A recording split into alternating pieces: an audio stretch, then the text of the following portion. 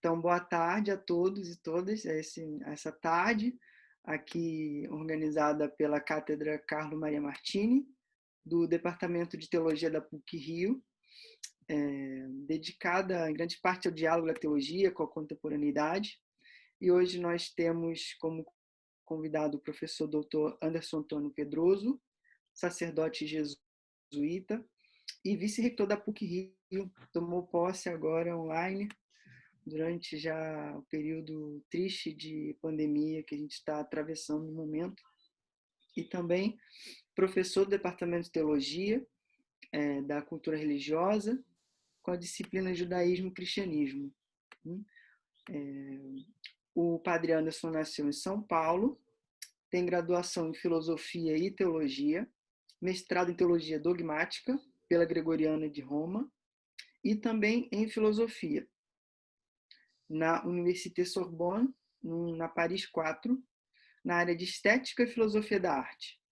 E a tese de doutorado em História da Arte Contemporânea e Estética Filosófica, também pela Universidade Sorbonne. Então, estamos todos aqui interessados em escutá-lo e depois podemos também trazer questões, podem ser enviadas pelo chat. Durante a fala dele, pode pedir a palavra ou já colocar uma questão. Quando ele concluir, a gente passa as questões. Então, estamos felizes aqui de poder escutar o vice-reitor, que agora tem a palavra. Bom, boa tarde a todos. É um prazer muito grande de encontrar vocês. Na verdade, é a primeira vez que eu faço live, então vamos ver como é que é. Tenho um prazer enorme, sobretudo porque a figura do Cardeal Martini é uma figura que me marcou muito. Eu fui fazer teologia em Roma quando era muito jovem, tinha 20 anos, e o Cardeal Martini foi, na minha época, entre 96 e 2001, ele foi uma figura espetacular, e a gente seguia ele, no sentido lia, tudo, e eu tive a oportunidade de encontrar com ele uma vez, e foi muito marcante, ele com aquele olhar muito profundo, né? Eu era jovem, nem sei o que eu disse para ele, eu disse alguma coisa assim que eu lia muitas coisas dele, que a gente seguia a catequese. Na época eu morava numa paróquia em Roma e a paróquia era em Roma, mas a gente seguia o magistério do Martini. E a resposta dele foi assim muito bonita. Ele me disse: olha, vocês acompanhem o que eu estou escrevendo, mas me ajudem, porque eu escrevo, as coisas são publicadas as coisas, e eu fiquei com uma impressão muito forte assim de um homem dessa estatura intelectual, moral, espiritual, de pedir ajuda, né? Então eu acho que eu vou seguir o exemplo dele e pedir que vocês me ajudem também a corrigir, enfim, a rever as coisas, né? Que a gente diz o que escreve. Tá? Então, é um prazer muito grande. Eu não vou continuar muito essa parte mais assim espontânea, porque eu acho que é bom entrar no assunto, né? Mas fica essa anedota, essa história, e sobretudo queria abrir esse momento com esse sentimento de gratidão, né, por ter conhecido o Martini e pelo dom que o Martini é para nós e por estar reencontrando o Martini aqui na PUC. Então, para mim, é uma satisfação enorme de encontrar o Martini, né, essa presença do Cardeal Martini, essa intuição, essa beleza do pensamento e da vida de um homem que marcou a história da Igreja recente e que nos aponta caminhos. Eu acho que eu vou diretamente ao assunto. Então, eu preparei para vocês algo novo. Assim, eu tive a oportunidade de ler ultimamente um livro, que é esse daqui, a Renaissance Sauvage, Renascimento Selvagem. É um livro de um jovem pensador francês, de uma grande potência intelectual. Ele na verdade, a publicação da tese dele. A tese dele foi em 2019, a minha em 2020.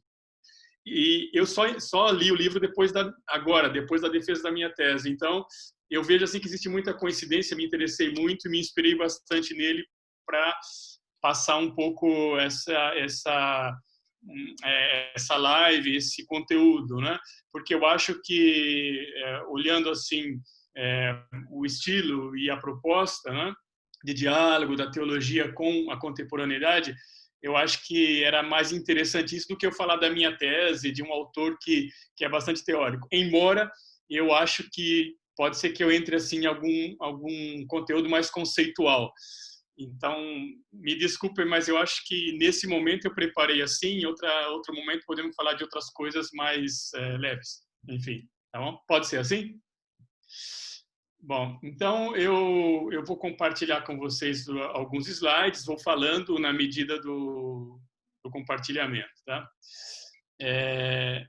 Só queria que vocês me dissessem se vocês estão vendo o slide, se já apareceu. Apareceu sim, está aqui. Ok.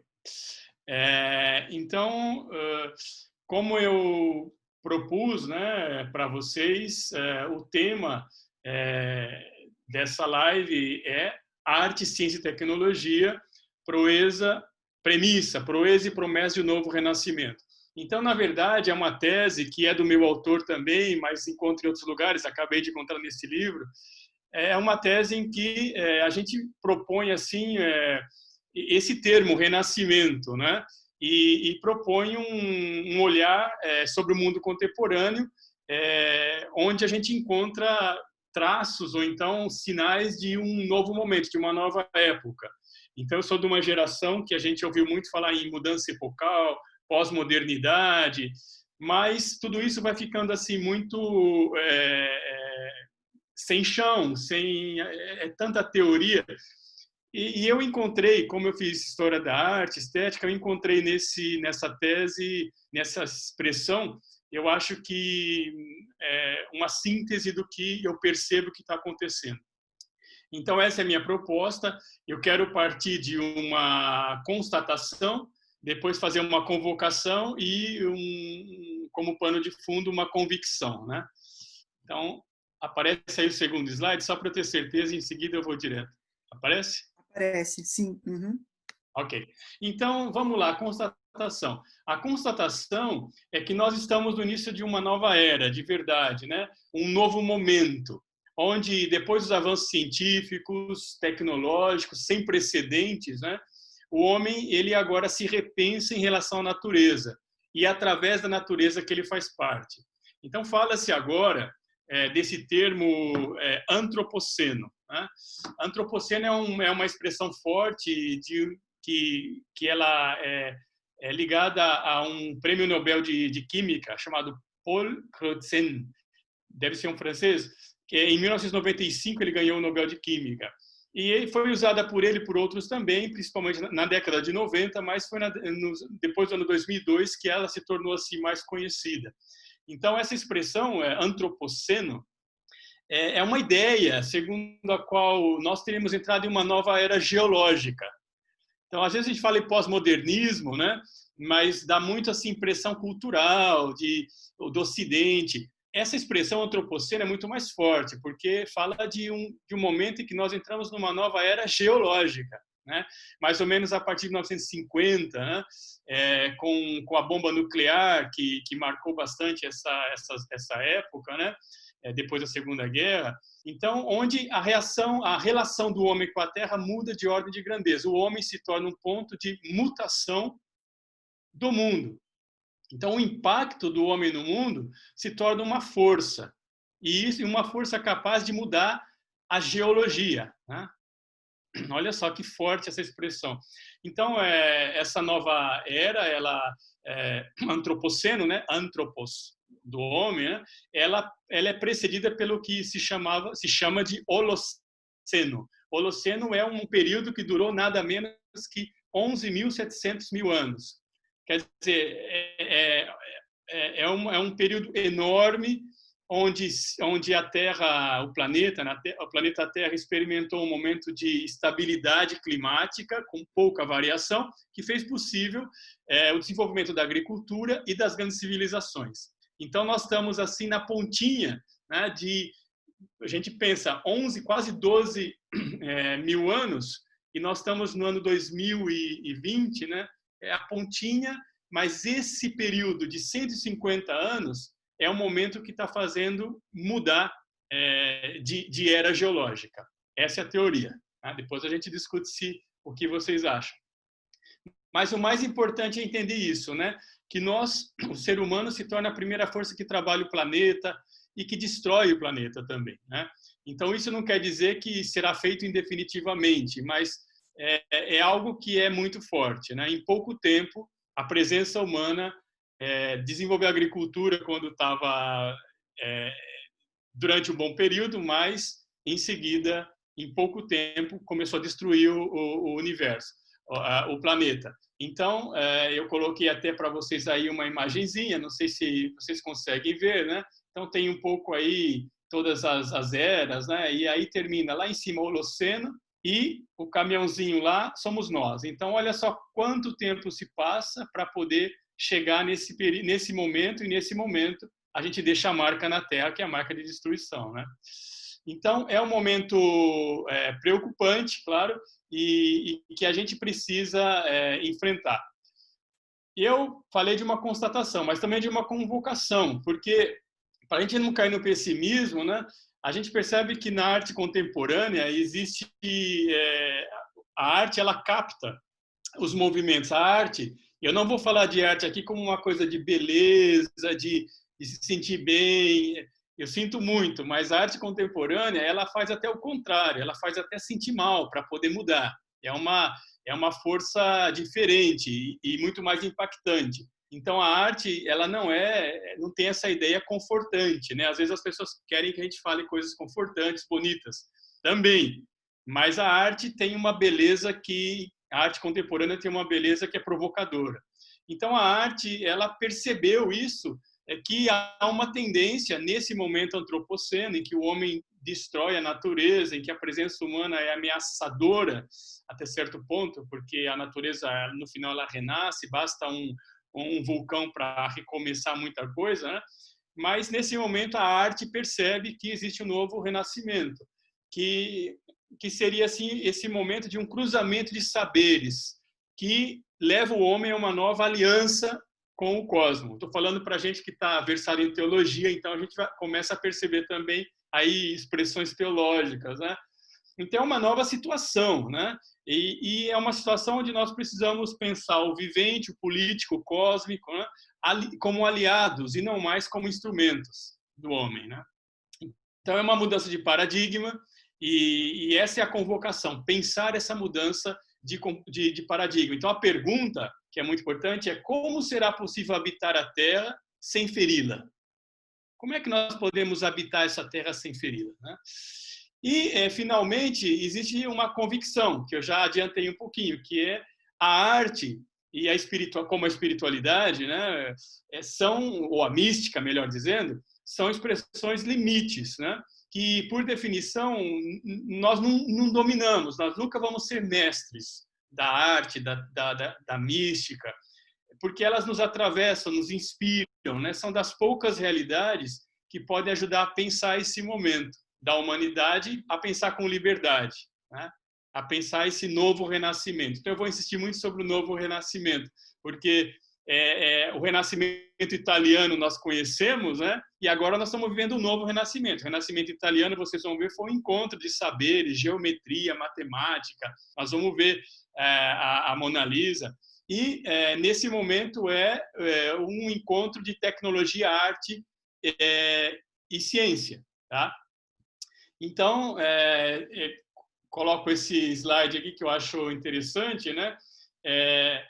Nós vemos assim uma arte que retorna à sua essência, que é poética, né? Do grego poiesis, de fazer a realidade, né? Então, uma poética que toca a ideia de ecologia, quer dizer, uma forma de habitar a Terra. E, de fato, nós sabemos que a poesia é uma forma de habitar o mundo, né? Os poetas são aqueles que habitam o mundo. Então eu vou, como eu tinha anunciado, eu vou passar para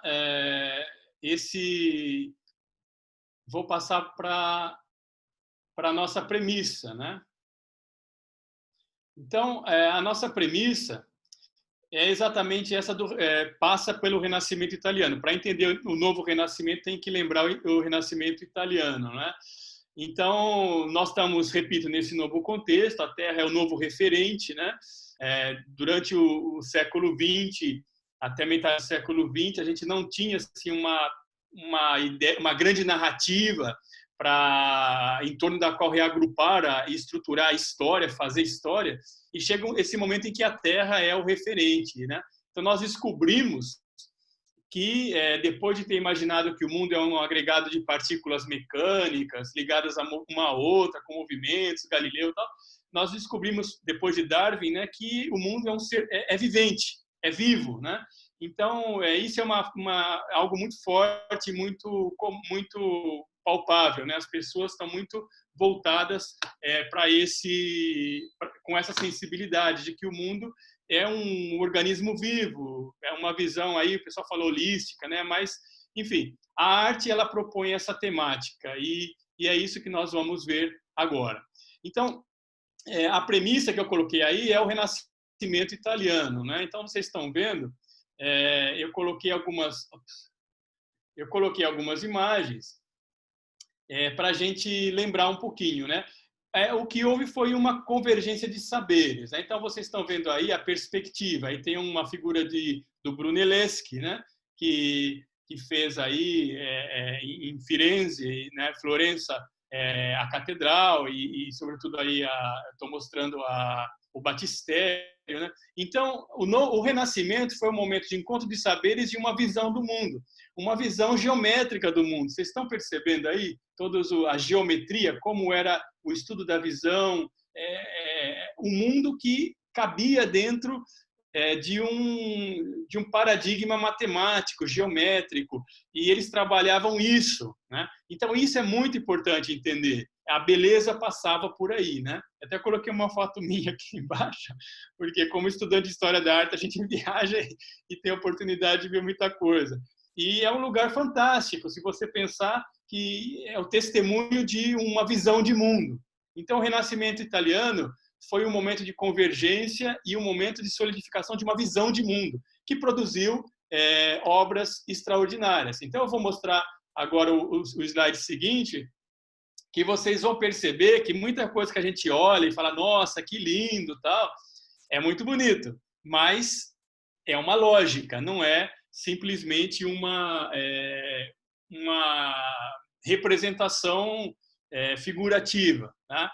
Então, olha só, eu tive a oportunidade de ir com a minha mãe num desses museus e ela ficava assim muito admirada, né, de ver Nossa Senhora, tal. E claro, é lindo tudo isso e as pessoas elas captam a beleza. Agora, por que é bonito isso? Não só porque são figuras sacras, não só porque é uma história santa que é contada, ou porque são medidas que são representadas de maneira, entre aspas, perfeitas para a época, mas também porque existe uma grande lógica atrás disso, né? Então, às vezes, as pessoas simples, sem se dar conta, elas percebem que existe uma harmonia, uma proporção. E aqui vocês estão vendo, né, nesse slide, um pouco essa proporção. Por exemplo, aqui nesse... Vocês estão vendo o meu cursor? Dá para ver? Dá um joinha se dá para ver. Não? Dá para ver? Ah, ok. Então, o meu cursor aqui. Então, aqui está a Última Ceia de Leonardo. Depois tem outros aqui também, que são outros grandes mestres, né? E todos trabalhavam exatamente essa perspectiva, né? O que a gente chama da perspectiva geométrica, matemática. Então, olha só que coisa maravilhosa. Aqui embaixo, a gente vê esse centro, olha só esse triângulo que vai voltado para o ventre de Maria. É o momento da encarnação, né? É o momento da encarnação. Então, olha que coisa maravilhosa. A palavra de Deus aqui, ela está lendo a palavra de Deus, tem um véu. Eu não vou descer nos detalhes, mas tem um véu, a palavra de Deus que é desvelada, ou que é revelada, não é? Que está velada, mas que vai sendo revelada no Verbo, que se faz carne. Então, é pela palavra que é encarnado o Verbo. E aí eu não vou descer nos detalhes, mas tem toda essa beleza, né? E que é um casamento, né? Da geometria, de uma visão matemática do mundo e de uma fé, né? Porque, de fato, nessas pinturas e nesses quadros a gente percebe a encarnação também de uma crença, de uma fé. E, por exemplo, aqui em cima, o quadro completo da Anunciação mostra aí esse ponto de fuga, né? É sempre importante ver esse ponto de fuga, que é a grande invenção, né? A perspectiva é essa: de um ponto de fuga saem os raios, ou os raios chegam até um ponto, né? Então, vejam aí, Leonardo da Vinci, claro, é a estrela, né? Que a gente sempre tem que falar quando fala do Renascimento. E ele ajudou a ver esse ponto de fuga aéreo aí que nós estamos vendo nesse slide, que nasce do fundo, né? E que já evoca o que vai ser para ele uma palavra que vocês devem conhecer, que é o esfumato, que é essa mistura. Assim, nós vamos falar sobre isso, porque o novo renascimento que nós estamos vivendo agora tem muito disso, tem muito de mistura, tem muito de hibridismo. As coisas não estão separadas, corpo e espírito, o mundo e o homem. Existe uma conexão, mas não só conexão. Conexão é uma palavra que é um pouco perigosa, porque fala de uma junção. Existe um esfumato, um território poroso, né? Então, como vocês estão vendo aí, o ponto lá do fundo nasce desse esfumato, desse lugar assim que não é tão claro, que são essas montanhas, né? Que são essas nuvens, enfim. Então, isso daqui já é uma coisa muito bonita de lembrar do Michelangelo, né? Então, existe um grande pesquisador e conhecedor de Michelangelo, especialista, que ele diz assim que em Michelangelo existe essa dinâmica, né? Ele mostra essa dinâmica no coração da criação mesmo, né? Ou seja, uma intuição fundamental da unidade do mundo e do homem, e os dois em intensa transformação. E para Leonardo, o que é necessário é captar esse movimento constante e essa inerência, né, da criação humana. Então, é isso que é necessário captar, é necessário mostrar. E essa é a singularidade também de Leonardo, né? Ou seja, existe, ao mesmo tempo, um movimento material do macrocosmos e uma energia espiritual do microcosmos, uma ligação.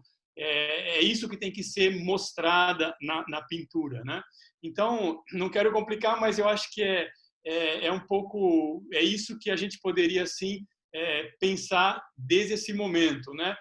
Porque, para nós, hoje... muitas premissas do Leonardo, por isso que eu chamei de premissa, se manifestam nessa consciência ecológica e nesse novo contato com a natureza que nós temos, né?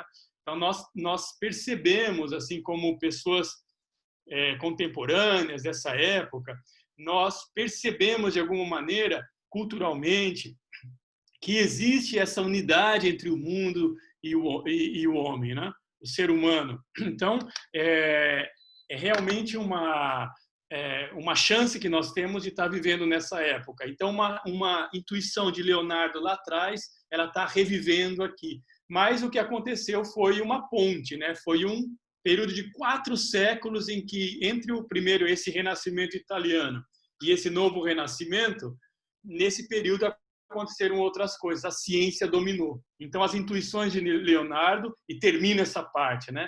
As intuições de Leonardo, essa maneira de ver o mundo, né? Ela foi, de alguma maneira, bloqueada um pouco, porque a ciência tomou o espaço e a arte foi jogada para escanteio, colocada de lado nos museus, como a teologia também, né? De alguma maneira. Então, é isso que aconteceu. Agora, vamos ver um pouquinho mais essa intuição de Leonardo e por que o Renascimento italiano com Leonardo e o Renascimento de novo, o Renascimento hoje, eles têm a ver e tem uma ligação muito forte, né? Então, eu coloquei para vocês aí a Mona Lisa. Vamos dar uma olhadinha na Mona Lisa, né? Então, no final da vida, é importante saber isso, Leonardo, ele elaborou assim, o seu saber foi uma grande busca de conhecimento. E ele viu que na arte ele podia juntar tudo isso, tá? Então, ele concentrou na arte, ele concentrou todos os conhecimentos. Por isso que os quadros dele são, ao mesmo tempo, filosofia, teologia, geometria, história da arte, história santa, né? História bíblica. Então, ele foi um grande sábio, né?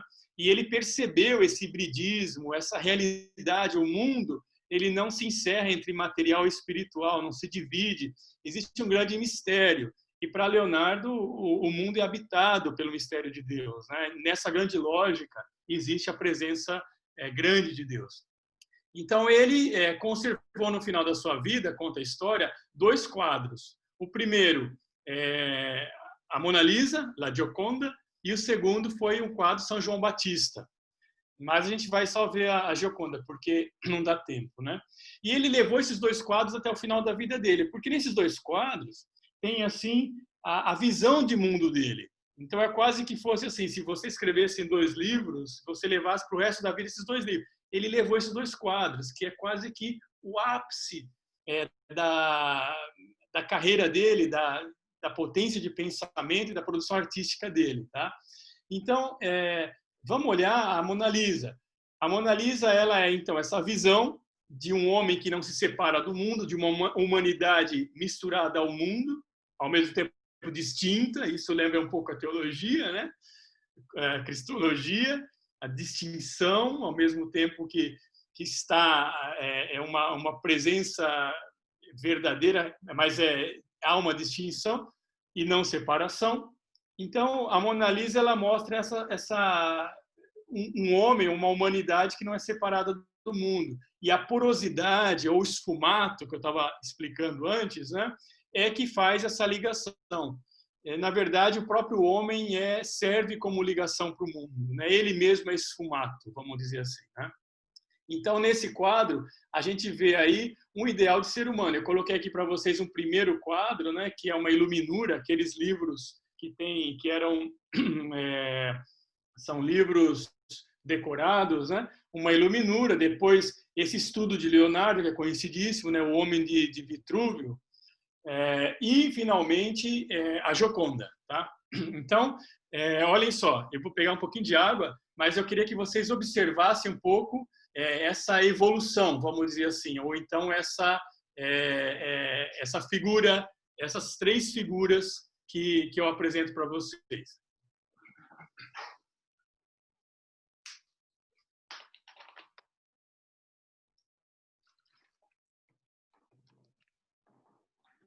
Pronto, um pouquinho de água. Então, olha lá, vamos dar uma olhada na Mona Lisa. Então, na Mona Lisa, o que nós vemos aí, não vão assustar, né? Mas fala, nossa, ela é bonita, ela é feia, ela está rindo, já tem tanta teoria, ela estava grávida. Bom, pessoal, todo mundo fica olhando aí o externo, né? E isso é importante também. Leonardo, ele sabia, evidentemente, sabia que isso jogava, né? Mas o que nós temos aí é uma paisagem mental. Ou seja, se vocês perceberem, né, o que tem atrás da Mona Lisa é muito importante, tá? O que tem atrás da Mona Lisa? Na cabeça, né? É uma imagem mental. O que tem atrás dela? Atrás dela tem esse mundo caótico, a formação do mundo. Tá? Então, a gente encontra aí os 4 elementos: água, ar, terra e fogo. Fogo é a luz, né? Em circulação. E eles estão unidos, esses elementos, por esse personagem central, que é a Mona Lisa. Né? E especialmente pelo sorriso da Mona Lisa. Né? Por isso que o sorriso é tão importante. Né? Porque o sorriso no Renascimento é considerado o espelho da alma. E a alma é o que permite a conexão dos elementos da realidade com a realidade, ou com o real. Né? Então, o sorriso da Mona Lisa permite essa junção, essa circulação harmônica entre os elementos. Né? Então, a Mona Lisa, na verdade, ela é um grande conceito também. Né? Então, é uma maneira de mostrar a criação, toda a criação, como ela está circulando, uma grande circulação energética também, né? E o sorriso é que permite isso, é que é essa alma que permite essa circulação. E nós temos que notar também uma outra coisa, que é como que para confirmar essa tese. Se você olhar bem aqui no cantinho, vocês estão vendo? Existe toda uma paisagem, né? Então, água, vento, né? Ar, fogo, luz e terra.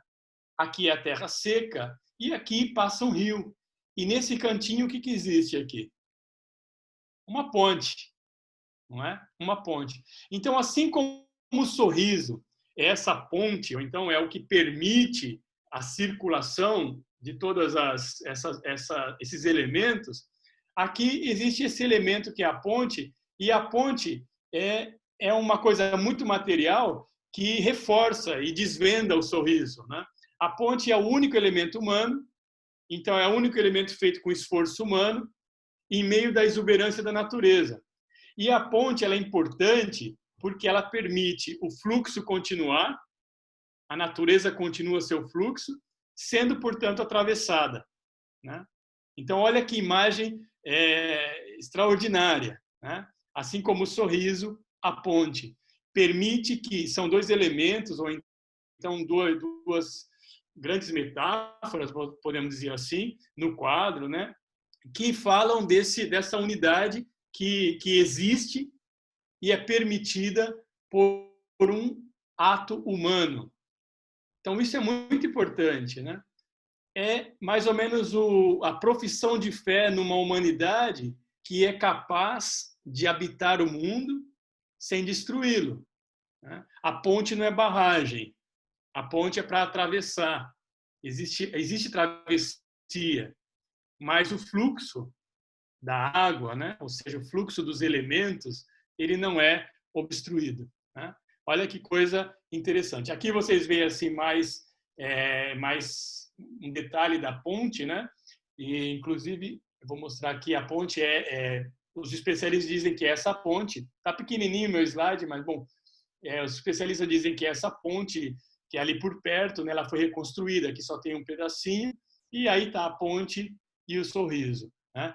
No fundo existe essa luz, esse esfumato, né? Essa realidade assim que está na origem de tudo, né? Esse caos primordial, né?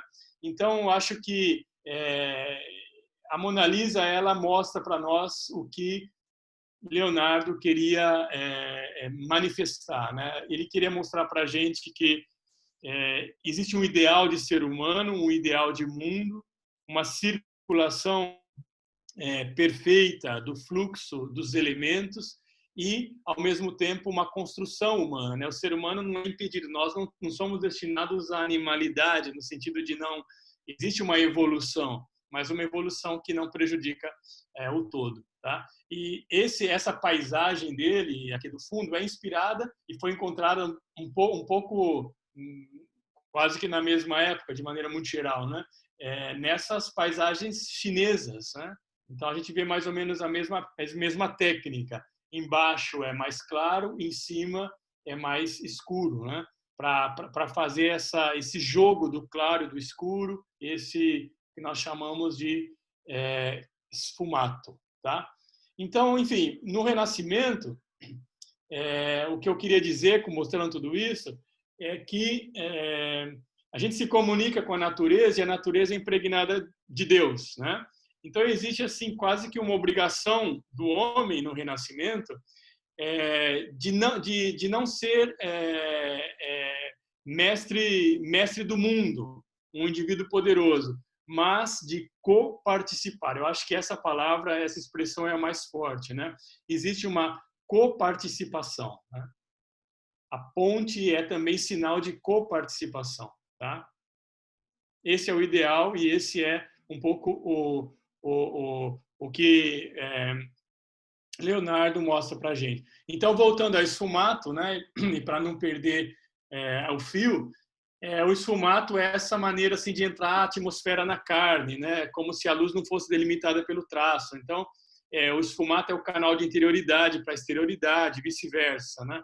Então, o esfumato é a imagem de uma atmosfera onde existe fluxo de circulação.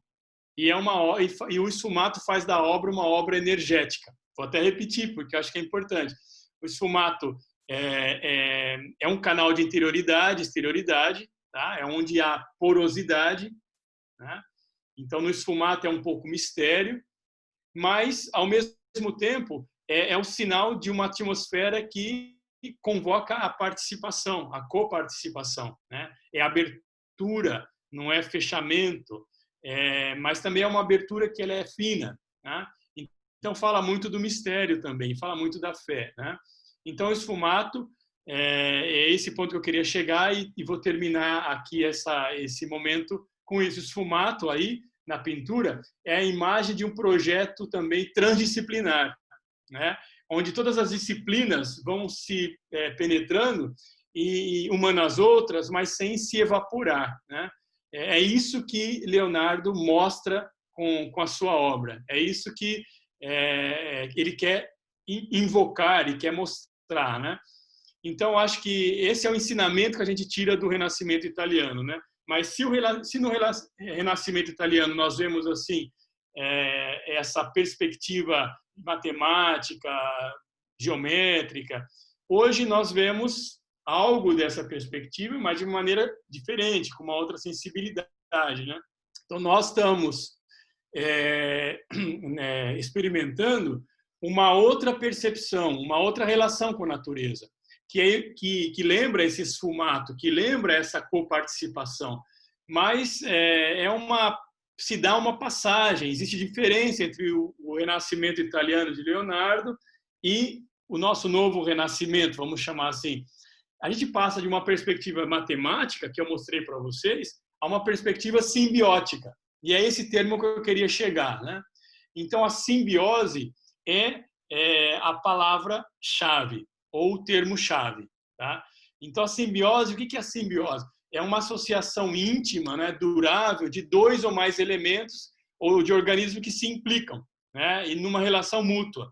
Então, esse é um ponto muito importante da nossa época. Se na época de Leonardo era a matemática, hoje é essa sensibilidade mais simbiótica. A gente se sente, de alguma maneira, também, como ele queria invocar, parte da natureza. Tá?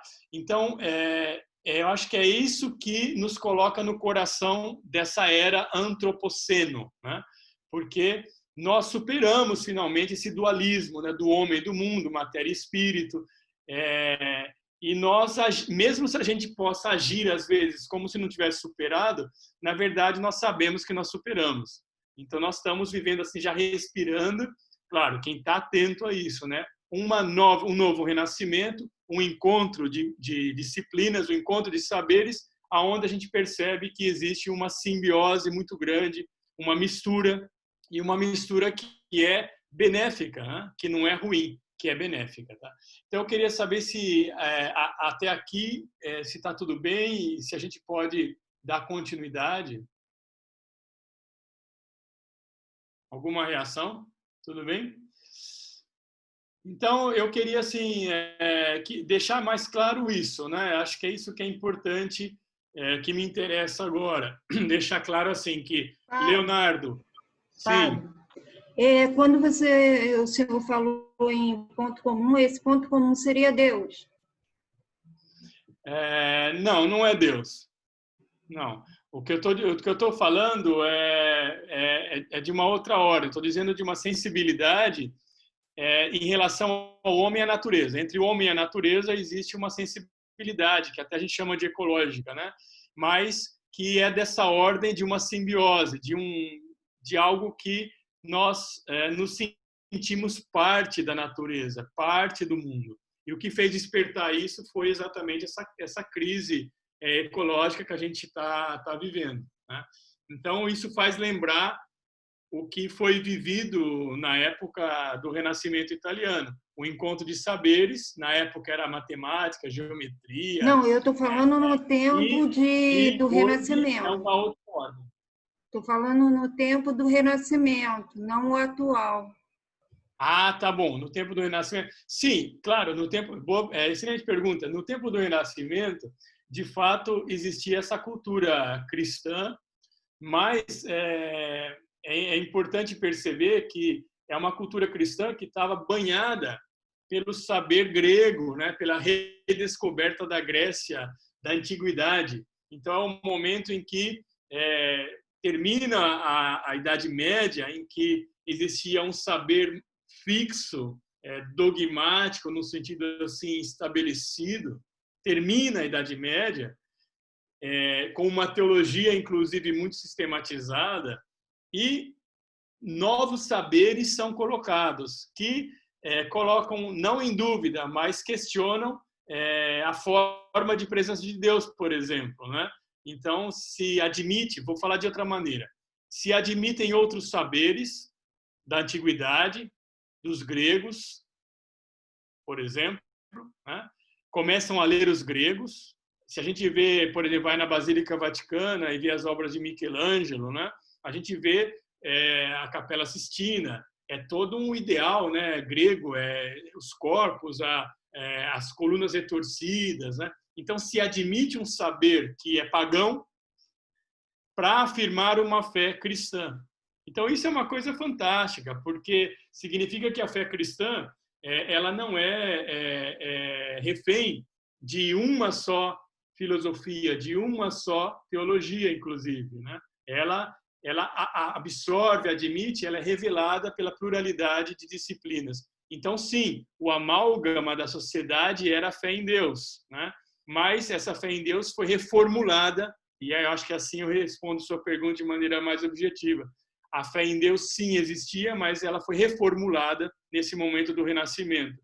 E ela foi reformulada por um choque, né? Por novos saberes, novas descobertas. Então, nesse sentido também, nós estamos no novo renascimento, porque a nossa fé ela está sendo colocada à prova pela ciência, pela tecnologia, pelas novidades, né? Então é uma maneira agora, um momento de reencontrar Deus de outra maneira, e não a que existiu antes, né?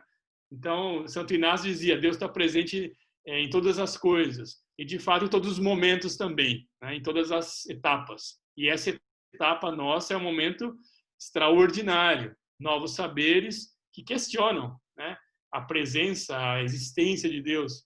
Mas, como eu estava dizendo, essa sensibilidade, eu não gosto de usar muito ecológica porque virou meio moda, mas essa sensibilidade de uma visão do homem na natureza ajuda também a redescobrir Deus, tá? Certo?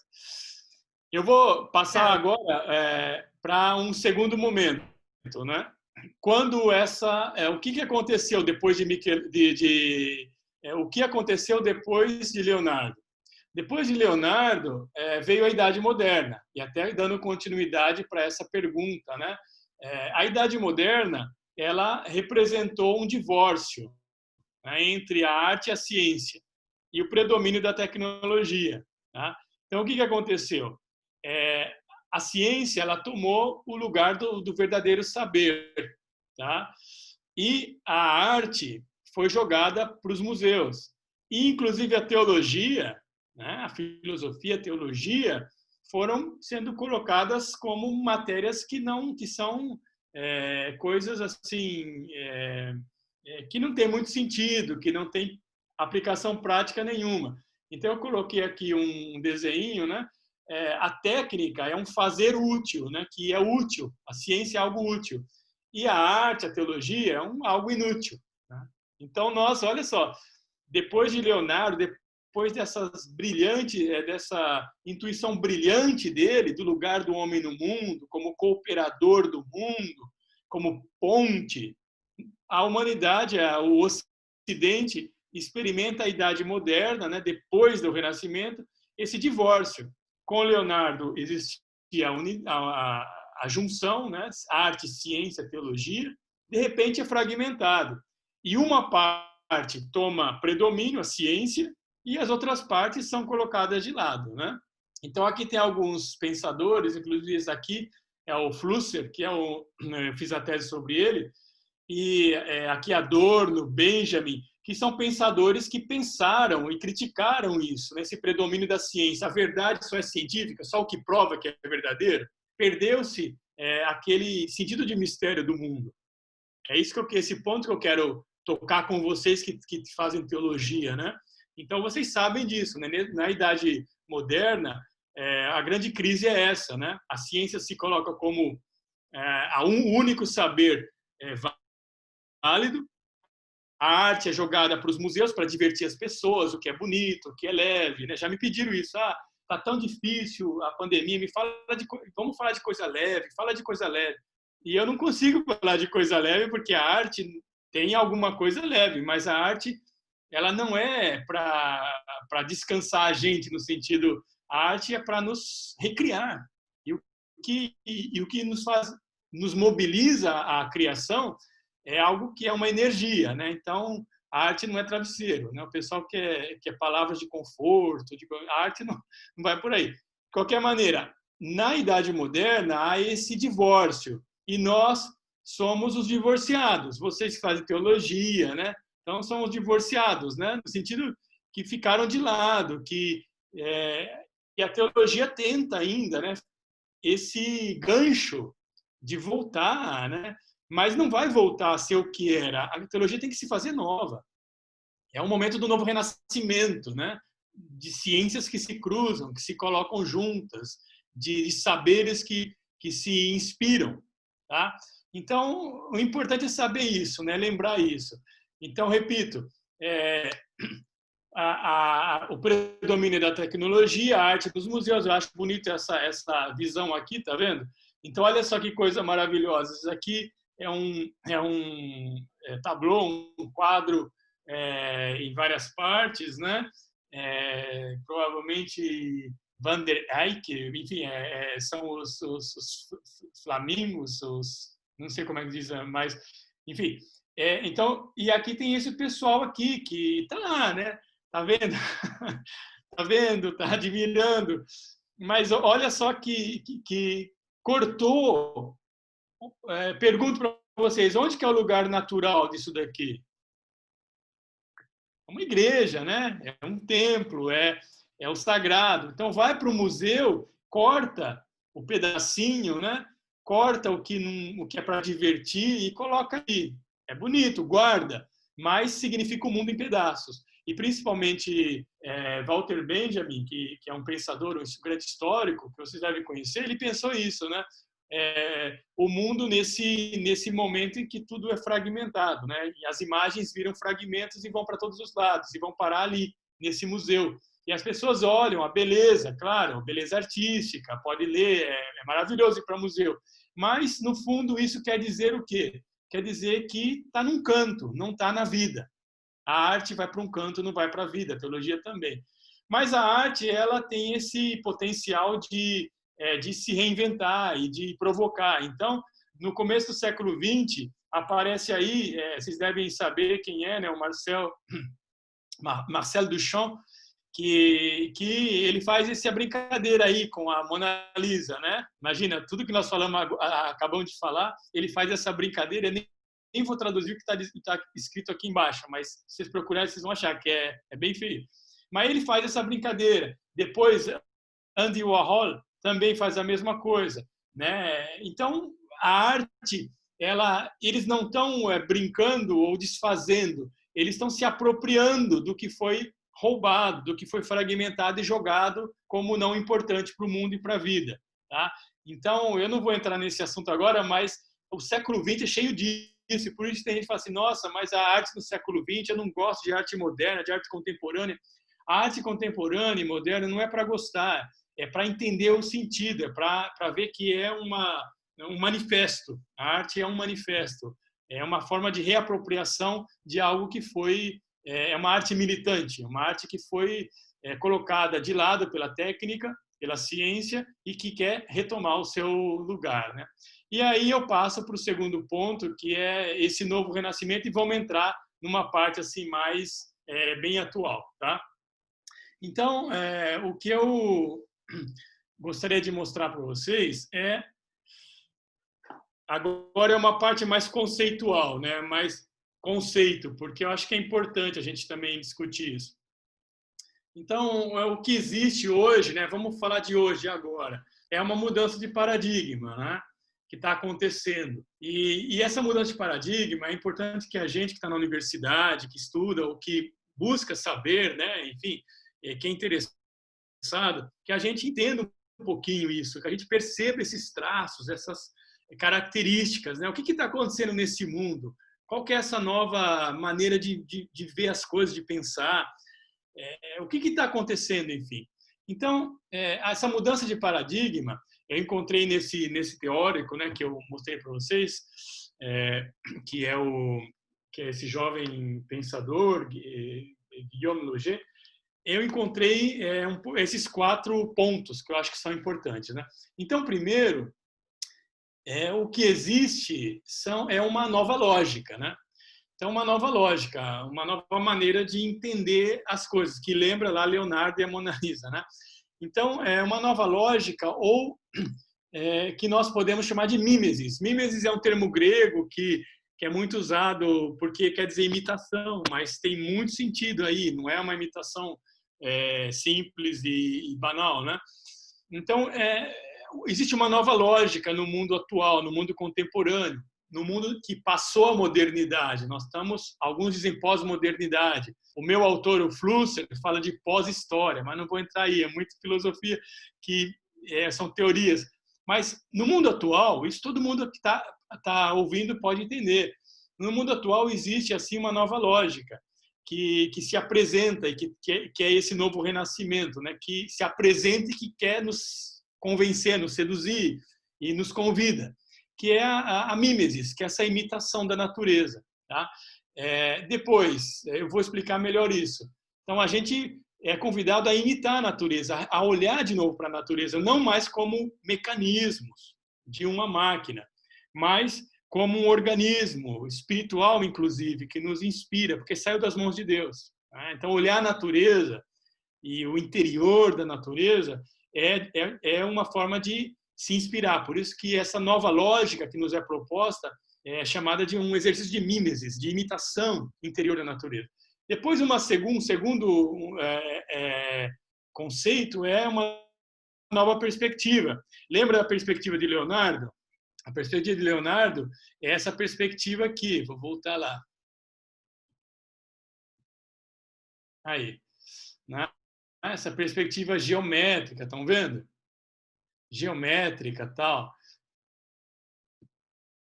A nova perspectiva é a perspectiva simbiótica, que foi ele mesmo quem sugeriu. Tá? Quando a gente olha a Mona Lisa e vê aquele esfumato, aquela mistura entre ela e a natureza, a gente não vê claro, lá no fundo também a origem lá é algo assim misterioso, um pouco nuvem, enfim, esse esfumato. Então, isso daí é a perspectiva simbiótica, de mistura, né? De porosidade das realidades. Um terceiro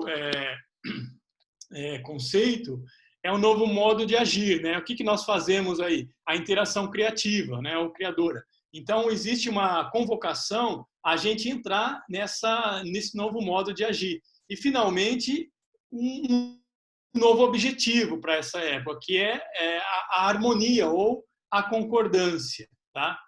Essa é a nova finalidade. Então, esses 4 elementos, que são teóricos, mas que a gente vai perceber, são 4 elementos que podem nos ajudar hoje a interpretar um pouco o que está acontecendo, né? A nova sensibilidade. Eu estou falando de estética.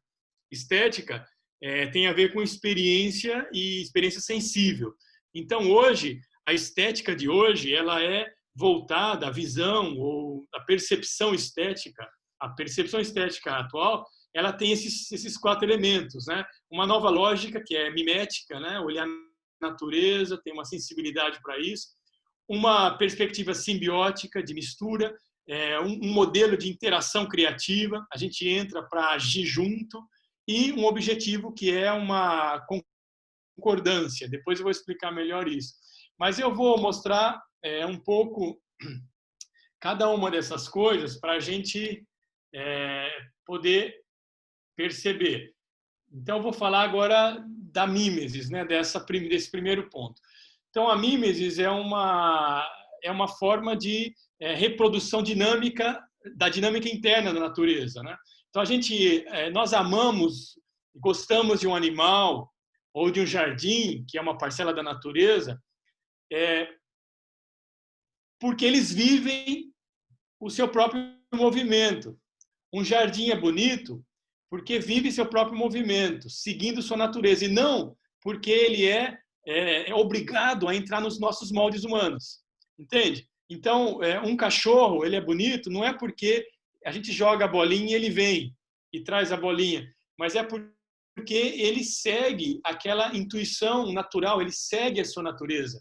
Então, imitar a natureza não quer dizer que a gente vai fazer como cachorro ou que a gente vai voltar a ser, enfim,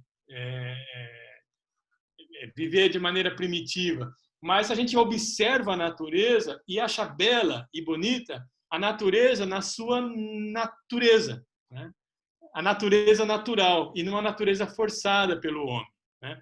Se vocês forem lá para a França ou para a Inglaterra, na França principalmente, tem aqueles jardins à francesa. Como é que é o jardim à francesa?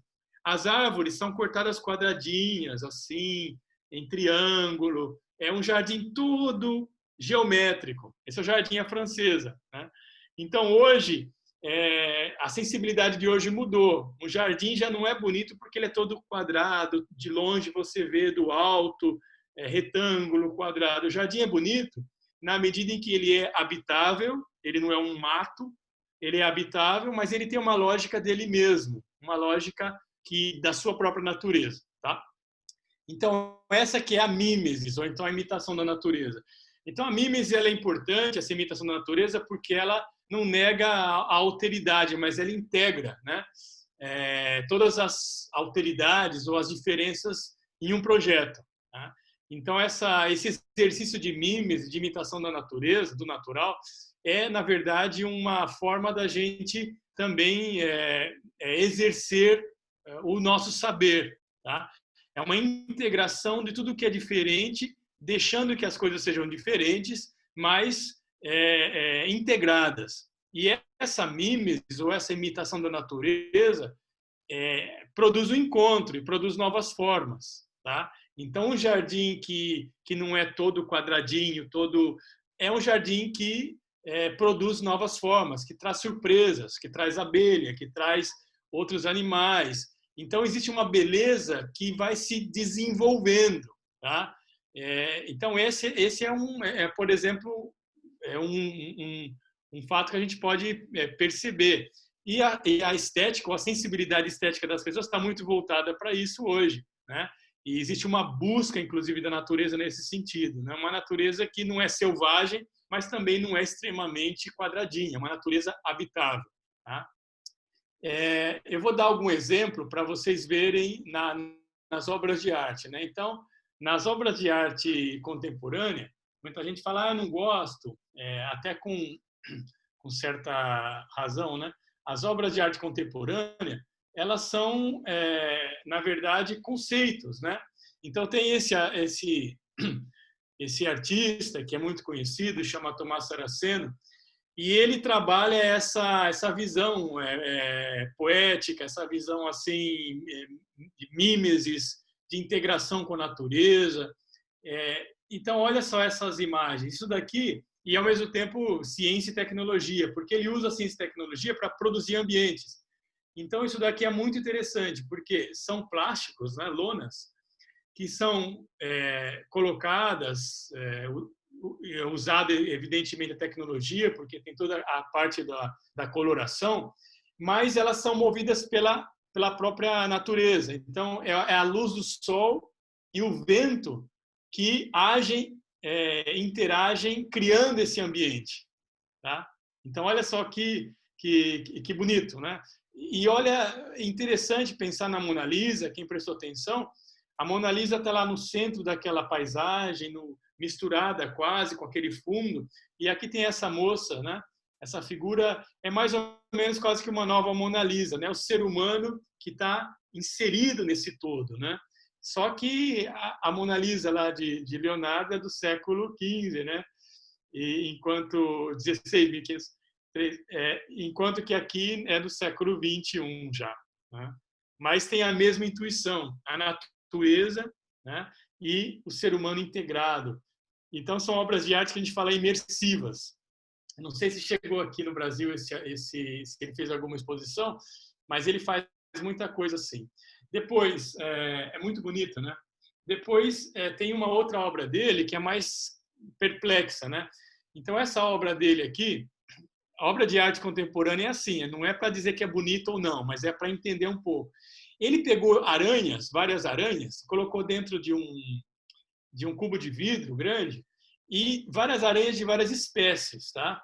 E essas aranhas foram interagindo, elas são de espécies diferentes, né? Então elas foram interagindo e construindo.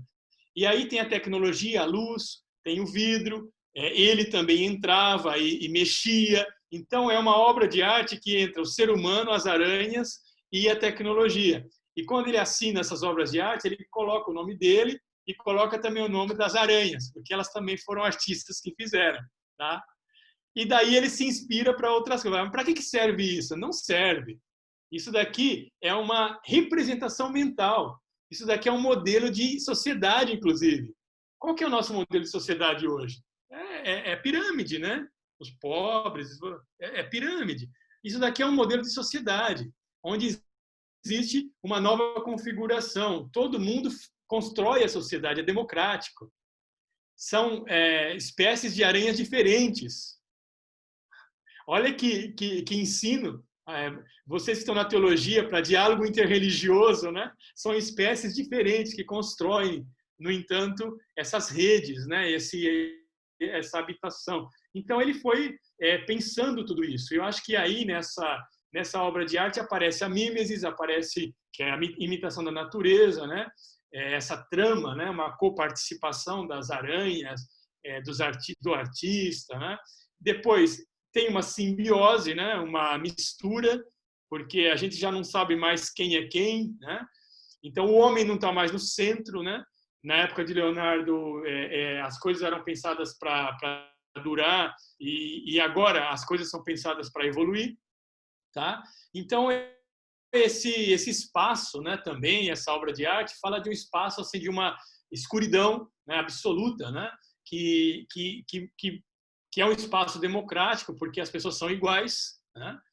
E, enfim, tem muita coisa para dizer dessa obra, mas essa é uma obra que fala de uma integração também criativa, porque cria uma coisa diferente, né? Essa integração das pessoas faz nascer coisas diferentes. E, finalmente, traz uma concordância, né? E eu vou falar já desse conceito de concordância, vou só colocar mais uma obra de arte para vocês verem, né? Essa daqui, olha que bonita. Essa eu acho que muita gente vai gostar. Então, o artista colocou um molde e as abelhas foram construindo com ele. As abelhas foram fazendo, né, o mel, tecendo, nesse molde, né? Mas ele foi agindo com elas, né? Então, ele foi fazendo esse vaso do enxame de abelha, né? Eles criaram, ele e as abelhas criaram essa obra de arte, né? Que é esse vaso feito de mel, enfim. Então, olha que coisa maravilhosa. Então, esse também é um exemplo, né? É um modelo de sociedade, um modelo onde nós agimos com a natureza. A gente produz, é um modelo poético. Poesia é isso, poesia não é só leitura, poesia é produção da realidade. Então é um modelo poético de produção da realidade com a natureza. Olha que coisa maravilhosa, lindo, né? E isso inspira muita coisa, né? Então, eu vou colocar uma frase aqui para vocês, né? Que eu chamo da promessa, né? Termino essa intervenção com isso, né? O novo renascimento, que eu estou explicando para vocês, inspirado no Renascimento italiano, é um momento de fusão de saberes, onde muitos saberes, muitas disciplinas são colocadas juntas e que inaugura uma nova lógica. Elas são colocadas juntas porque elas querem habitar o mundo, porque o mundo a gente tem que habitar, a gente não pode destruir, né? não deve destruir. Então, é um momento de fusão de saberes, de imitação da natureza, mas é uma imitação que não é imitar simplesmente, mas é imitar trabalhando. Tá? É uma imitação ativa da natureza. Então, não é que a gente olha a natureza e faz igual. A gente já trabalha junto com a natureza. Tá?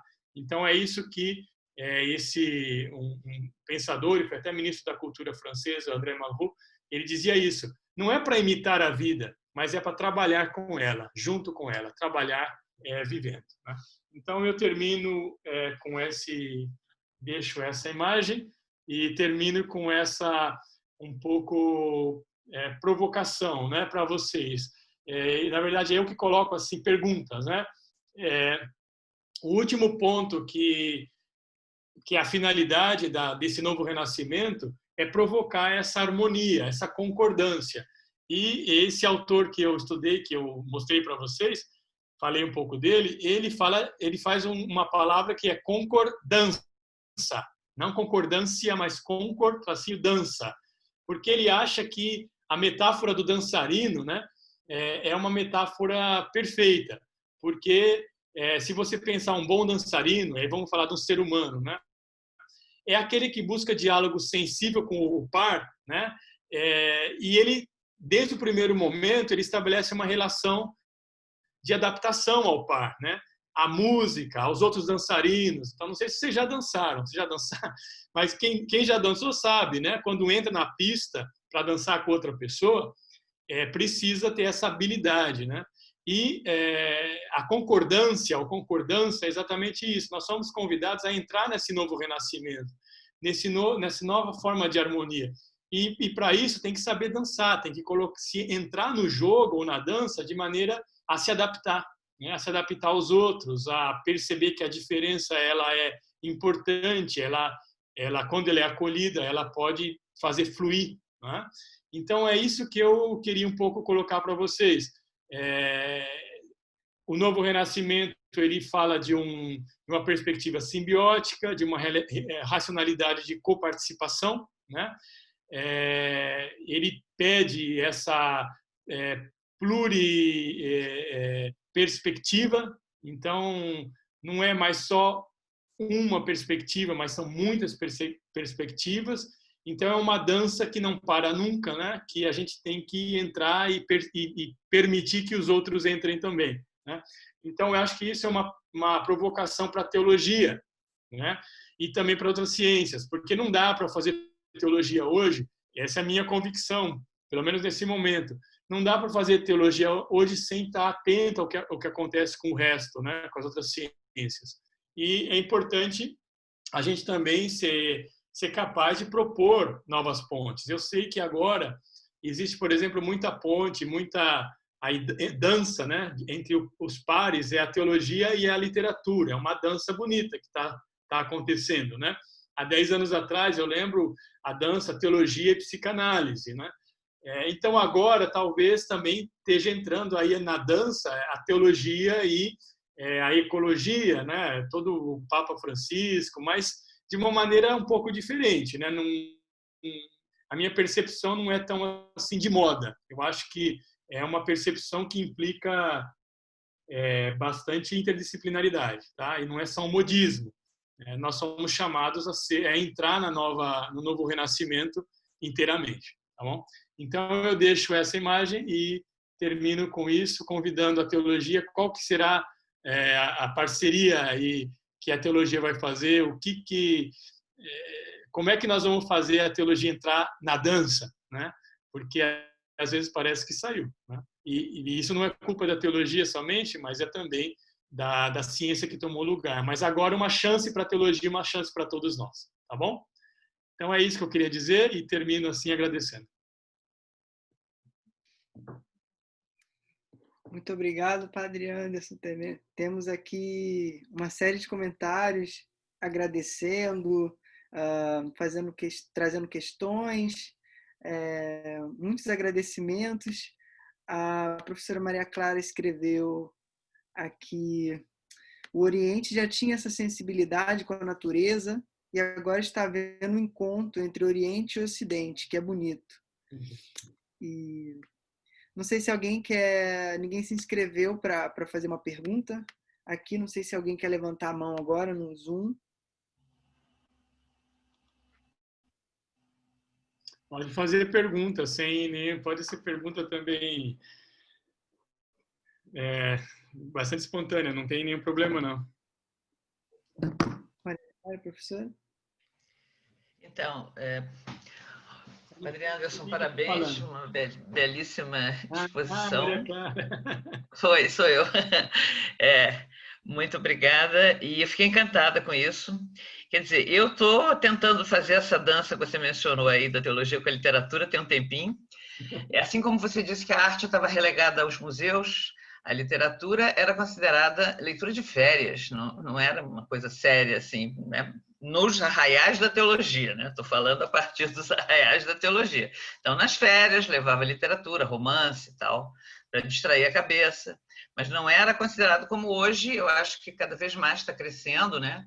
A interação e o diálogo, a dança, como você diz, vamos usar a metáfora da dança, entre a teologia e a literatura, de maneira que a literatura está ocupando o espaço de uma nova hermenêutica. Assim como a filosofia foi a ciência que fazia hermenêutica classicamente da teologia, depois entraram as ciências sociais, aqui na América Latina foi muito forte isso, a sociologia, a história e tal. Me parece que agora a literatura está entrando com força. E eu vejo que a arte está entrando também, né? E eu acho que isso pode ser algo muito positivo, né?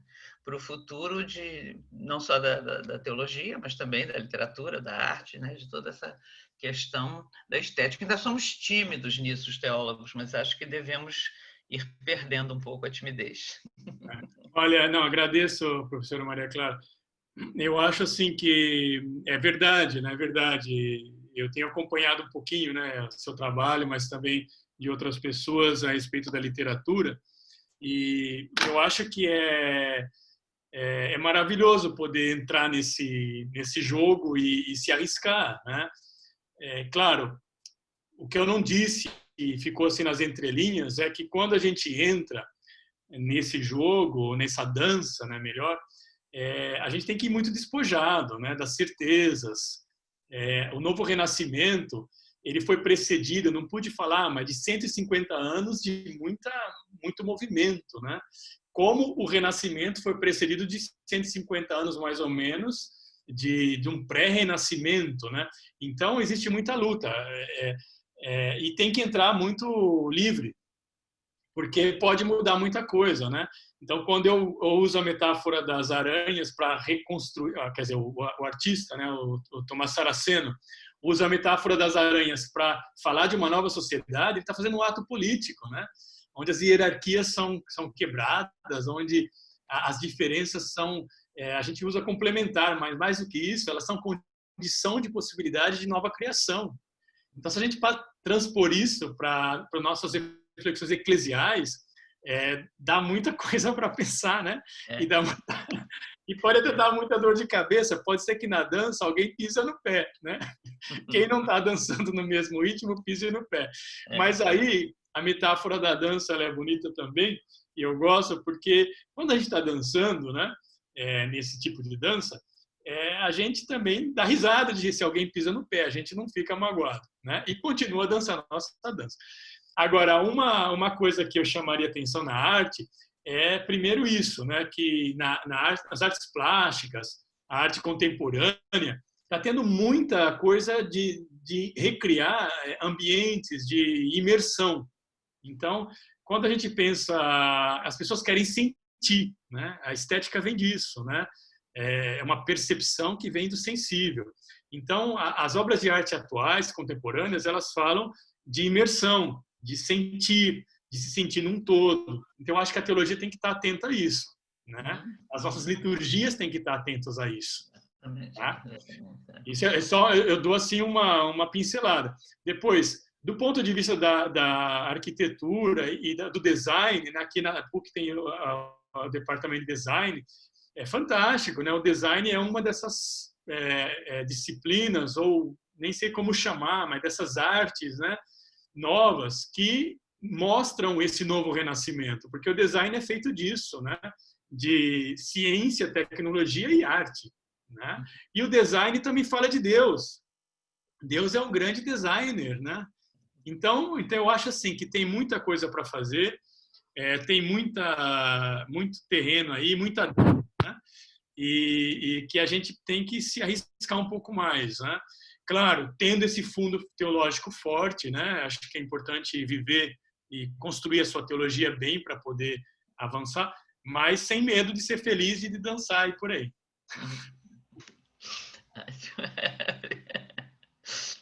Padre Anderson, Não. eu gostaria de fazer apenas um comentário. Eu não sei quem é. Maria Luísa. Maria Luísa Branco, ok. Então, fazer um comentário, porque eu fiquei com uma vontade de ver nos seus exemplos de arte com a natureza os trabalhos de Theo Jansen, que faz aquele trabalho com a madeira que vai andando, empurrada pelo vento, nas praias, nas areias, que é a coisa mais linda que eu já vi em toda a minha vida. Fiquei com muita vontade de você botar aí um vídeo dele. Então, tem muita coisa. A gente pode pensar para a próxima, mas tem muita coisa assim. Eu separei só alguma coisa, mas tem muita coisa assim. Tem muita gente aí. Jansen é um exemplo. Tem muita e ainda gente... tem o nome de Theo, né? Pois é, muito bom. Obrigado por ter lembrado. Eu coloquei a página aí do Tomás Saraceno no Facebook. Já curti, já estou seguindo no Instagram. E aqui a colega da teologia, Leamária Rodrigues, escreveu: a arte dialoga e contribui com uma profunda expressão da teologia. E o Padre Abel, coordenador pastoral, né, disse... ele sublinha o papel dos leigos e das leigas, que vêm de outras áreas, muitas vezes antes da teologia, não sempre, mas muitas vezes, e que poderiam contribuir com esse diálogo. E ele formula também uma pergunta: se a teologia, nesse diálogo com a arte, pode ser apresentada de uma forma que favoreça um olhar de contemplação para a beleza da criação. Sim. Olha, é uma boa pergunta. Bom, o Abel é um grande companheiro, a gente conversa bastante. A gente conversa de muita coisa, não muito de arte, temos que conversar mais de arte, Abel. Mas, assim, é uma pergunta excelente. Eu acho que a teologia, como qualquer ciência, né? Eu amo a teologia, né? Eu fiz o mestrado e até fiz um projeto de doutorado, mas acabei passando para a filosofia da arte. Mas ainda fica alguma coisa assim guardada, quem sabe. Mas eu acho que a teologia ela é uma grande desconhecida hoje. As pessoas, elas não têm, às vezes não têm noção do saber que é a teologia, da seriedade, do esforço, da construção que é a teologia. E é culpa nossa, né? Dos teólogos, de quem... Porque a gente, não quero culpabilizar, acho que não comecei bem, mas é uma coisa que nós podemos melhorar bastante, porque quando as outras disciplinas percebem a seriedade dos estudos teológicos, quando os outros percebem a profundidade e como a teologia ela sempre foi aberta a todos os saberes, as pessoas se convencem, falam: olha, é alguém que nós podemos dialogar. Agora, quando a teologia é apresentada de um ponto de vista dogmático, no sentido com uma face um pouco já sistemática, e sistemática não é a palavra melhor, mas sistematizada demais, então isso cria uma certa resistência. Então eu acho assim que a teologia não tem fórmula, mas eu diria assim, a experiência que eu tive é que os artistas e as pessoas interessadas em arte, em estética, eles apreciam muito quando um teólogo, primeiro, ele conhece a arte, ele conhece outro lado, e depois ele faz ponte. A ponte lá, o sorriso da Mona Lisa, a ponte é importante. Quando a pessoa vai... Mas para fazer ponte tem que conhecer o outro lado. Então a gente tem que conhecer mais arte contemporânea, tem que tirar um pouco de preconceito, e aí a gente se aproxima da arte, e a arte é muito generosa, viu? Ela transborda de coisa boa. e faz bem para todo mundo, né? E não dá para pensar teologia sem arte, sobretudo, né? Eu acho que o divórcio aí é talvez da arte contemporânea, né? Mas não dá para pensar teologia sem arte, né? A teologia é arte. Professor, eu, por exemplo, eu entrei na PUC, já estou terminando também, mas foi uma dança. Principiante de dança também leva pisada no pé, não é? Para poder consertar. Então, eu fui parar até na sala de design. E fui parar numa sala que só tinha os jovens, eu acho que o mais velho devia ter 20 anos ou 18 anos, e eu com 75, né? Então, ao chegar lá, eles até ficaram assim, e queria a professora até, que dava esse conteúdo, né? E eu me encontrei, sabe por quê? Eu comecei a ver uma nova face, essa teologia dançando ao meu redor. Comecei a ver os jovens lá olhando aquela borboletinha, procurando um bichinho, alguma coisa para darem, sabe? Então, a beleza é que cada um se jogue, realmente se jogue sem medo. Sem medo, sabendo que vai ter também as consequências, que a gente tem que arcar com as coisas, né? Eu agora, por exemplo, fui fazer filosofia da história antiga, filosofia antiga, foi um baque assim para mim, ainda estou fazendo, estou tentando caminhar. Vai falar lá do exílio, fazer lá disso. Então, há um choque mesmo assim na nossa formação. Mas eu acho que também na abertura que a gente vai dando, a gente vai crescendo. Não sei dançar muito não, sabe? Estou tentando faço assim, às vezes piso, às vezes não. E também eu sou uma pessoa que eu sou muito grata à professora Maria Clara, porque muitas dúvidas que eu tinha, ela permite que se fale. Perfeito. Eu não concordo com isso, ou eu falo, eu não estou entendendo isso, eu não conheço a pessoa. Então, alguns professores também conseguiram estender a mão, como que dizem assim, vamos à dança e vamos. Então, para mim, foi muito bom isso, sabia, professor? Obrigado, dona Ivone. Não, é muito bonita a história aí, o testemunho, de fato, e parar numa sala de design é maravilhoso, e ver os jovens aí olhando as borboletas. Aliás, é uma tradição aqui, né? Acho que é uma linha, né? Quando eu falei de mimesis, né? De imitação da natureza, começa aí, eles olhando a borboleta, percebendo isso, e daí são criadas coisas, né? São criados pensamentos também. Então, eles estão se inspirando na natureza, então a senhora pôde ver isso. Agora, eu diria uma coisa no seu caso, que a senhora diz, eu não sou muito bom de dança, sou iniciante, mas a senhora não tem medo de nenhuma pista, né? Foi parar logo na pista mais moderna aí do design. Caí lá. A senhora foi numa rave, que a gente que os jovens dizem. Chegando lá, ainda ficaram assim, a professora, ao me apresentar, falou assim, olha, aí queria, assim, colocar um respeito, uma distância, aí eles falaram assim para ela, não, mas se ela veio para aqui é porque era capaz disso, sabe? Então, essa intenção, essa acolhida, tá, sabe? Quando você... É aquele sorriso da Mona Lisa mesmo, que se abre para ir. Isso aí. Mas é Muito isso. obrigada. Eu aproveito para dizer nada.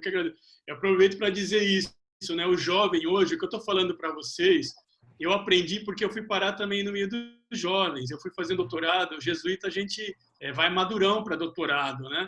E eu fui fazer doutorado e cheguei lá na Sorbonne, bati na porta. Não foi nada fácil. Eu comecei do zero. Ninguém nem sabia que eu era padre, nada disso, né? A gente nem fala isso porque não é importante, né? Não é isso que conta. Então, eu fui parar no meio dos estudantes, como Santo Inácio lá, eu percebi a dureza. Então, eu sentava nos bancos lá, no meio deles, e também fiz isso, fui aprendendo, né? E eu me dei conta o seguinte, que a gente tem que se aproximar do jovem e perceber que eles já sabem muito mais que a gente, muita coisa. Nós temos que correr atrás de certas coisas, né?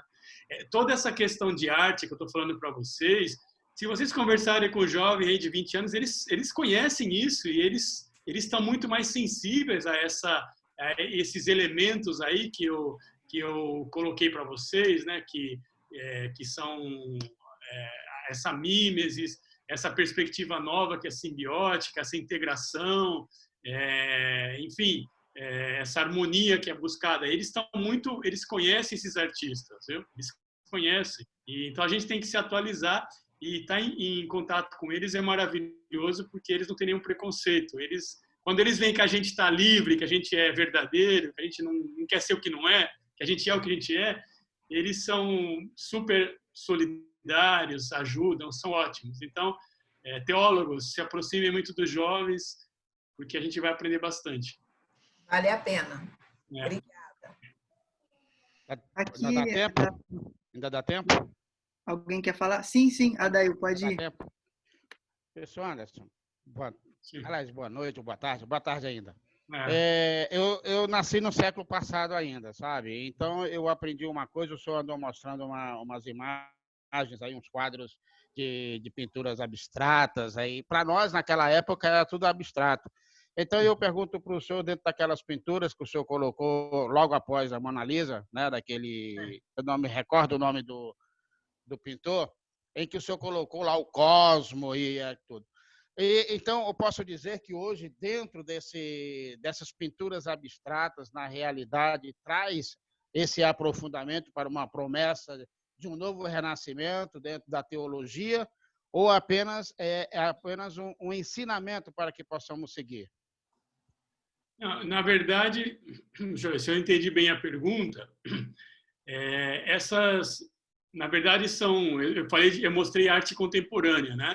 Esses artistas, primeira coisa, são seres humanos como nós, são pessoas que têm uma sensibilidade extraordinária, e o artista é uma anteninha, ele capta o que está acontecendo, e ele transforma como uma abelha, ele vai pegando aqui e ali, ele transforma, faz o mel dele e oferece para a gente. Então, eu acho que a primeira coisa é olhar não as pinturas abstratas ou as coisas que eles fazem, é olhá-los como pessoas, né? E quando a gente começa a ler a história do artista e vê-lo como pessoa, você percebe que ele tem as mesmas perguntas que nós, muitas perguntas, só que ele responde de maneira diferente.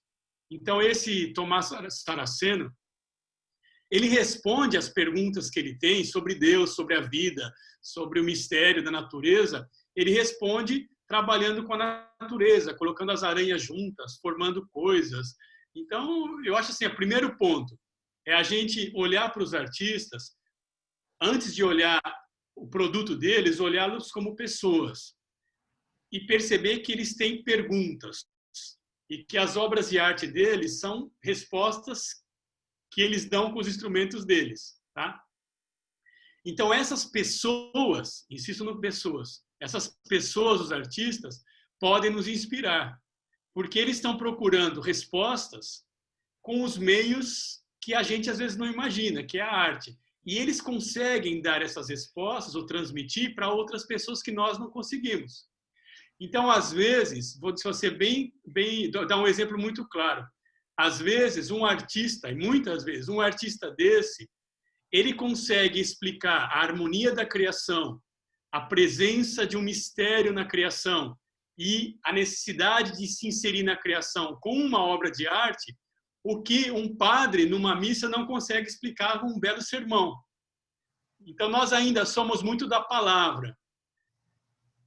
Temos que ser. Mas os artistas têm outros métodos plásticos, estéticos, sonoros, que falam mais a sensibilidade de hoje. E nós ainda estamos naquele método retórico da palavra, né? Queremos convencer, enquanto que eles querem integrar.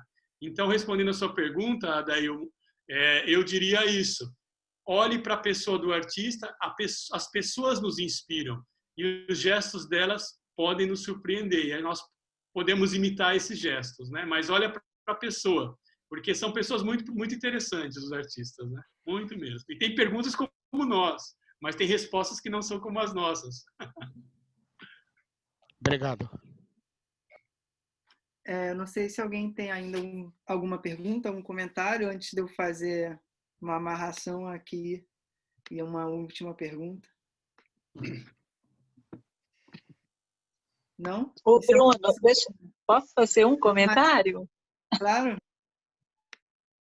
Então, falando assim do artista, que o padre Anderson acabou de falar, quando a gente olha assim, para a obra aqui do Leonardo da Vinci, parece que ele conhecia a escritura inteira, né? Você retratando a obra dele, né? A maneira como ele pintava. E para nós, quando a gente vê, traz para a gente esse sentido da fé, né? E Da Vinci, historicamente falando, ele nem era assim, cristão, né? Mas ele parecia que tinha um conhecimento profundo, né? E ele passava isso muito bem, né? Transmitiu através da arte. E, de certa forma, foi uma teologia pela arte, né? O conceito de renascimento era esse, as disciplinas juntas. Não existia contradição entre ciência, arte, teologia, matemática, geometria, tudo estava junto. Esse é o renascimento italiano. Ele conhecia tudo isso, ele conhecia as escrituras profundamente, ele conhecia a matemática, ele conhecia a geometria, a cosmologia da época, ele se interessava em movimentos. Se a gente pega os carnês, os cadernos de Leonardo da Vinci, são fantásticos. Ele ficava olhando por horas o correr de um rio para desenhar o movimento das águas. Então, o que é mais importante, né, o que você tocou, que eu acho que a gente tem que lembrar, é que Leonardo era esse símbolo de um homem, de um artista, que colocou todos os saberes juntos, não existia contradição. Depois de Leonardo, com a Idade Moderna, houve cada coisa foi para um lado e não se juntou mais. Agora nós estamos tendo uma chance, um novo renascimento, onde nós, que não somos Leonardo, mas podemos nos inspirar nele, podemos colocar juntas as disciplinas, nos inspirar como as aranhas que se colocam, como as abelhas, cruzar interdisciplinaridade, transdisciplinaridade. Então, a gente tem que conhecer mais coisas, porque não há contradição entre a ciência e a fé, não há contradição entre a geometria. São modelos de conhecimento que são temporários, às vezes, e que a gente tem que procurar uma unidade. E a unidade que está dando é a natureza, é o mundo. É esse novo momento da humanidade, que a humanidade percebe que nós temos que trabalhar junto com a natureza e trabalhar como natureza, né? Eu vou contar só uma história para vocês, queria terminar com isso, que eu fiz, como jesuíta, a gente faz muita experiência, né? A formação dos jesuítas são experimentos, experiências. E eu fiz uma experiência assim muito bonita, porque eu fui parar na Bolívia, no noviciado, fui para a Bolívia, num lugar perdido, assim, com os índios guaranis, e lá tinha uma pequena comunidade de irmãs, e a gente vivia uma pobreza extrema, tal. E não dá para contar tudo, mas um dia a gente estava na capelinha delas, né, chão batido, e de repente estava na oração e começou a cabra das irmãs lá, muita cabra, só tinha cabra, aliás, no meio de uma comunidade indígena, né? A cabra começou a parir, né? E a irmã mais idosa, que era uma sábia, né? Ela parou a oração, paramos a oração e fomos ajudar a cabra. E aí, foi fantástico, foi uma coisa assim, para mim foi fantástico, fantástico. Paramos a oração e falou, vamos ajudar. Eu não vou falar o nome da cabra porque era o nome de pessoa, pode ser que alguém tenha esse nome. Então, não vou falar não. Vamos ajudar a fulana. Aí chegamos lá, a Né estava atrás, tinha que ajudar, porque a cabra, eu não sabia disso, né? Eu nasci em São Paulo, vivi no interior, mas nunca tinha tido cabra, eu não sabia. A cabra, ela fica muito fraquinha quando ela está dando a cria, né? E os cachorros que viviam ali tinham fome, era tudo magrelo, os cachorros magrinhos. Então, a cachorrada vinha roubar os filhotes para comer. Então, a cabra ela não tinha força para parir e para defender. Aí, as irmãs, a gente foi lá com um pedaço de graveto e tal para espantar a cachorrada. Quando nós espantamos, aí a gente viu, eu nunca tinha visto uma coisa dessa. Eu vi a cabra, né, parir e saiu o cabritinho andando e limpinho. Eu fiquei emocionado. Para mim foi assim, foi uma coisa assim. Nós paramos a oração da liturgia das horas, né? Paramos lá. Aí foi lindo. Nasceu o cabritinho andando, tal. Foi emocionante, comovente. Aí deixamos ela lá bem, né? E quando nós voltamos, essa irmã retomou a oração. E ela fez uma oração que eu esqueci. Ela disse assim, olha, eu queria pedir pela humanidade, porque olhando para a natureza, a gente vê tanta ternura, e olhando para a humanidade, a gente vê como nós perdemos isso. Então, aquilo para mim foi tão forte, aquela oração, né? Então, aí um caso, né? Como a natureza nesse sentido, né? Natureza mais pura, mais nos ensina, tá? Então, termino com essa história para dizer assim que essas experiências estética é isso. Estética vem de experiência sensorial, de ver, de sentir, de participar. Essas experiências nos falam de Deus. E as pessoas estão buscando mais esse tipo de experiência, né? Que a literatura pode dar, que a arte, que tantas outros contextos e disciplinas podem dar. E a gente tem que estar pronto a dar essa resposta também. Então, eu queria assim, convidar vocês também a olhar a natureza, buscar na natureza essa ternura e sermos também imitadores, né? De um pouco disso daí, que eu acho que a teologia passa por essa vida. Aqui também nos comentários, uma pessoa, Annalise Nicolini, está divulgando um projeto aprovado no PRONAC, uma chamada aberta de artistas da América do Sul, do Canadá e da Índia, que trabalham com mídias, em especial mídias digitais integradas. Então, se alguém se interessar, tem aí no chat o PDF com as informações. E vamos nos encaminhar, então, para o final. Queria agradecer a presença de todas as pessoas aqui presentes, em especial do Padre Anderson. Eu anotei várias coisas aqui, mas por causa do tempo vou deixar para compartilhar com ele em outra oportunidade. Queria somente destacar o quanto foi interessante para mim escutar essa sua amarração entre ciência, arte, espiritualidade, mística, poesia, fazendo dialogar, a meu ver, a Laudato Si do Papa Francisco com nomes da teopoética, como o Cardeal Tolentino. Fiquei pensando aqui no livro dele, né, publicado Um Deus que Dança, né? E também me veio muito à mente um trecho da Laudato Si, que o Papa disse que não é possível empenhar-se em coisas grandes apenas com doutrinas sem uma mística que nos anima, né? E também vou comentar com você depois, Padre Anderson, algumas questões sobre a Mona Lisa e a Fontana di Trevi, porque eu fiquei realmente muito interessado pelo que você disse a respeito da pluralidade de disciplinas na atualidade, nesse diálogo com o Renascimento. Justamente quando eu fui para Roma, eu fiquei muito impressionado que foi um Papa que mandou fazer uma fonte romana, com uma divindade romana. E a ninguém que eu perguntava, nenhuma resposta me satisfazia. Como pode, né, o chefe da Igreja Católica mandar fazer uma fonte com a divindade romana? E foi a primeira vez que alguém pôde assim, aprofundar um pouco mais. Então, se houver tempo, não tiver todo mundo muito cansado, eu adoraria escutar um pouquinho, pelo menos um pouco mais sobre esse ponto, que realmente é muito interessante. Tá bom. Bom, você quer que eu responda agora? Acho que é uma palhinha, apenas um... Não, assim, bom, com prazer, todo prazer.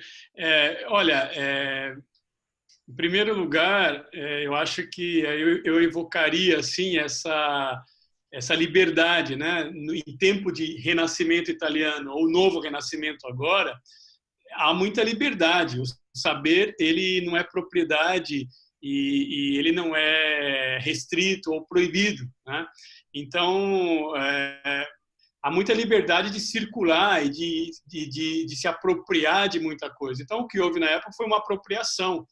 Claro, o Papa mandando construir uma fonte, ou em outros lugares também, são muitas as evocações de divindades pagãs ou de mitologias. Na verdade, o que ele estava fazendo era construindo uma cultura de diálogo, uma cultura de enriquecimento, porque se ele ficasse à parte, o que o Papa fazia é só reflexo de uma sociedade, né? Uma sociedade que já estava nesse sentido, que já estava se apropriando dessas fontes. Então, ele fazendo isso, na verdade, é uma jogada genial, porque ele mostra que não há nenhum problema e que, o contrário, que tudo isso serve para a construção de uma fé ainda mais livre, ainda mais forte, que não tem medo e não tem nenhum preconceito com nada, né? Então, um pouquinho que a grande discussão aí no início da igreja sobre se devia comer porco ou não, enfim, todas essas polêmicas aí, judaizantes, etc.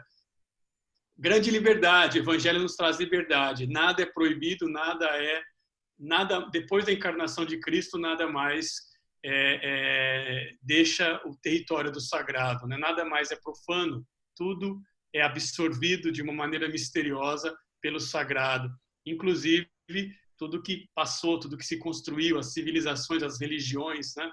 Em Cristo tudo se faz um todo. Então é uma grande liberdade que nós podemos ter com qualquer tipo de coisa, qualquer tipo de assunto. E a universidade é um lugar assim, né? A casa do saber e do saber aberto. E nós podemos exercer essa liberdade a partir da nossa fé cristã, mas também a partir de um conceito, de um saber que é integrador. Tá? Então, o Papa fez isso porque ele foi esperto. Ele fez isso antes que fizessem, ou seja, ele entendeu que a cultura já fazia isso em geral e também ele fez, e ele fazendo, ele deu ele elevou isso a uma categoria de muita mais liberdade, ou seja, não há nenhum problema, isso não toca os fundamentos da fé, ao contrário, isso mostra que a fé cristã é realmente universal.